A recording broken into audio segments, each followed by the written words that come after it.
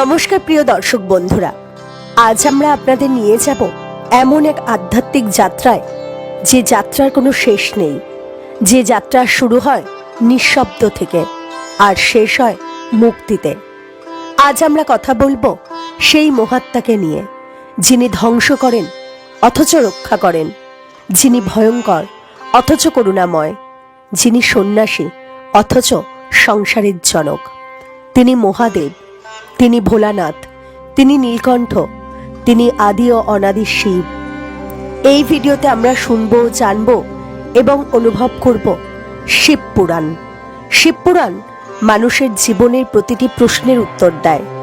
দুঃখ কেন আসে, কষ্ট কেন আসে, মৃত্যুর পরে কি আছে, ভক্তি কি, জ্ঞান কি, মুক্তি কি, এই সব প্রশ্নের উত্তর লুকিয়ে আছে শিব পুরাণের প্রতিটি অধ্যায়ে। আজকের এই ভিডিওটি শেষ পর্যন্ত দেখলে আপনার মন শান্ত হবে, চিন্তা হালকা হবে আর শিবের প্রতি বিশ্বাস আরো গভীর হবে। হর হর মহাদেব। শিব পুরাণ কি? শিব পুরাণ হল হিন্দু ধর্মের 18টি মহাপুরাণের মধ্যে অন্যতম এক শ্রেষ্ঠ পুরাণ। এই পুরাণে বর্ণিত হয়েছে ভগবান শিবের মহিমা, সৃষ্টি, স্থিতি ও প্রলয়ের রহস্য, দেব দানবের যুদ্ধ, পার্বতীর তপস্যা, গণেশ ও কার্তিকের জন্ম, লিঙ্গতত্ত্বের গভীর দর্শন ও ভক্ত এবং ভগবানের সম্পর্ক। শিবপুরাণ আমাদের শেখায় ঈশ্বর মানে শুধু পুজো করা নয়, ঈশ্বর মানে উপলব্ধি। শিব কে? শিব কোনো নির্দিষ্ট রূপ নন, তিনি আকাশের মতো রূপহীন, সীমাহীন, অসীম। শিব মানে যা ছিল, যা আছে আর যা থাকবে। তিনি জন্ম নেন না, তিনি মরেন না, তিনি আদি যোগী, সমস্ত যোগবিদ্যার উৎস। তিনি নটরাজ, যার নৃত্যে সৃষ্টি ও প্রলয় ঘটে। তিনি ভোলানাথ, যিনি সহজেই খুশি হন। ভগবান শিব বলেন, আমি দূরে নই, আমি তোমার ভেতরেই আছি।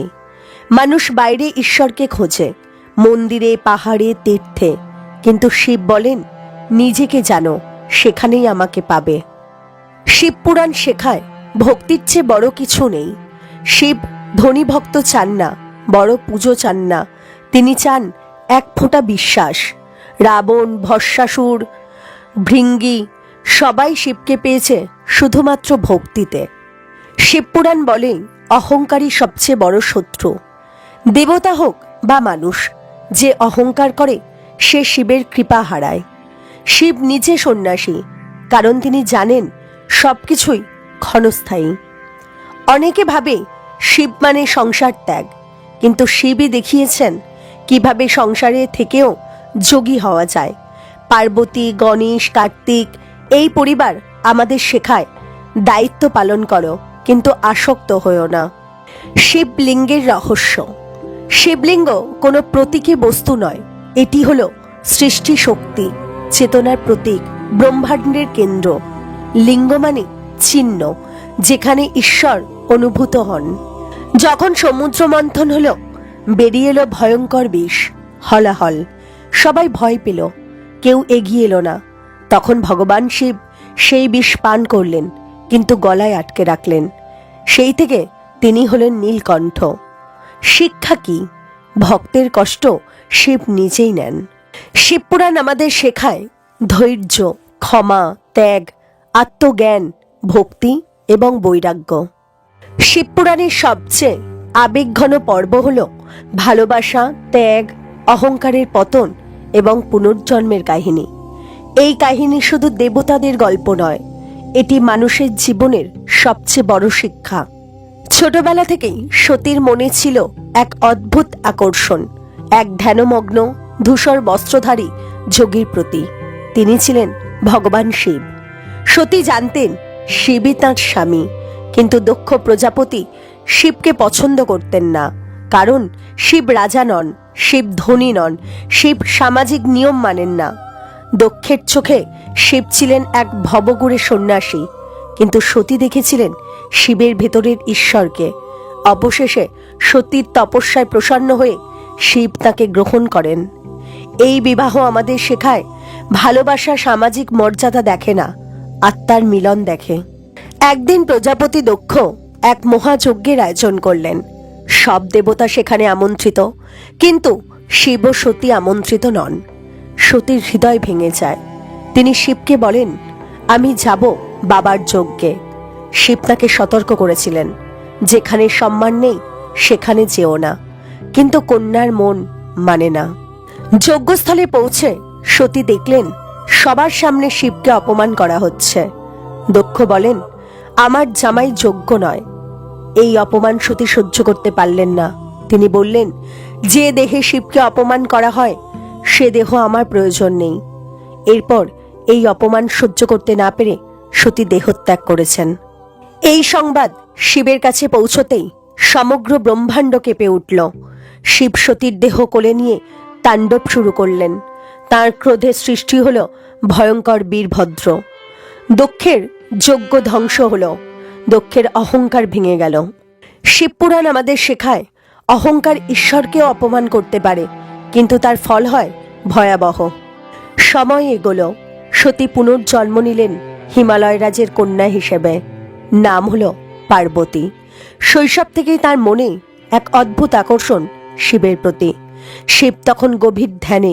পার্বতী জানতেন, শিবকে পেতে হলে তপস্যাই একমাত্র পথ। খাদ্য ত্যাগ, নিদ্রা ত্যাগ, বিলাস ত্যাগ।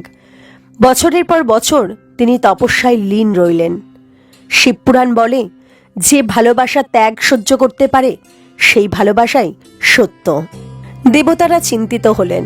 তারা কামদেবকে পাঠালেন শিবের ধ্যান ভাঙাতে। কিন্তু শিব চোখ খুলতেই তৃতীয় নয়ন থেকে আগুন বের হল। কামদেব ভস্মীভূত হয়ে গেলেন।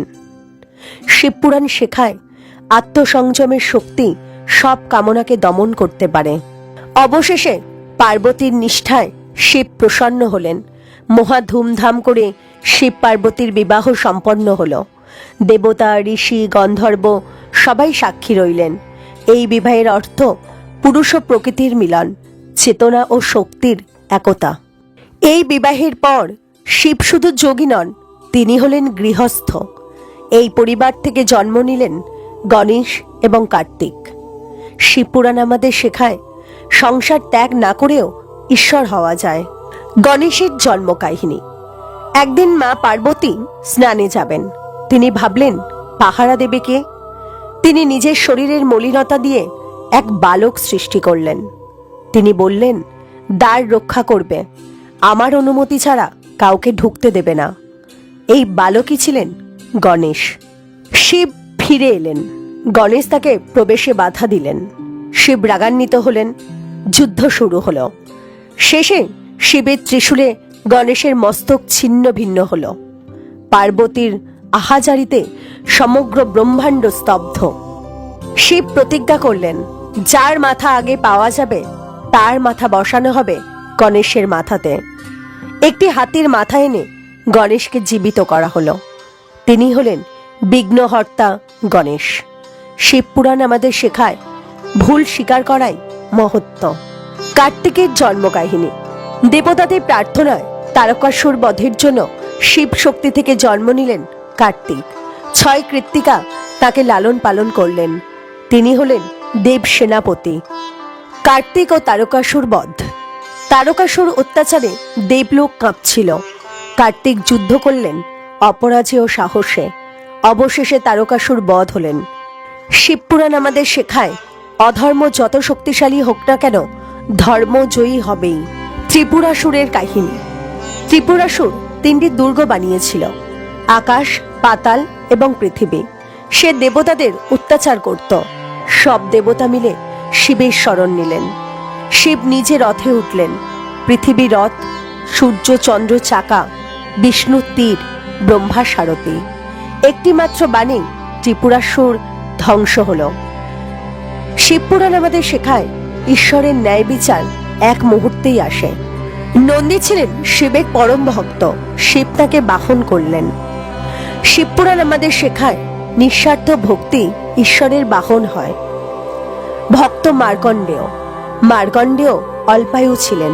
যমরাজ তাকে নিতে এলে তিনি শিবলিঙ্গ জড়িয়ে ধরলেন। শিব আবির্ভূত হয়ে যমকে পরাস্ত করলেন। শিবপুরাণ শেখায়, ভক্তের প্রাণ ঈশ্বর নিজে রক্ষা করেন।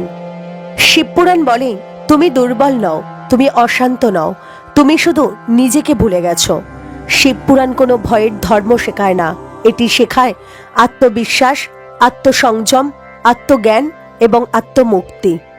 অনেকে ভাবে শিব মানে ধ্বংস, কিন্তু শিবপুরাণ বলে শিব ধ্বংস করেন না, তিনি পরিবর্তন করেন।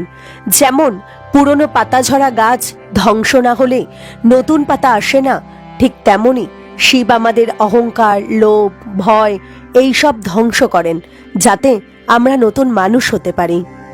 ভগবান শিব সবকিছু থাকা সত্ত্বেও সবকিছু ছেড়ে থাকেন, কারণ তিনি জানেন সবই ক্ষণস্থায়ী। শিবপুরাণ শেখায় সংসার করো, কিন্তু সংসারের দাস হয়েও না। আজকের মানুষের সবচেয়ে বড় সমস্যা আসক্তি। শিব সেই আসক্তিরই মুক্তির পথ। ভগবান শিব হলেন আদি যোগী। শিবপুরাণ বলে যে মানুষ নিজের শ্বাস প্রশ্বাস বোঝে সে নিজের মনকে বোঝে, আর যে নিজের মনকে বোঝে সে ঈশ্বরকেও বোঝে।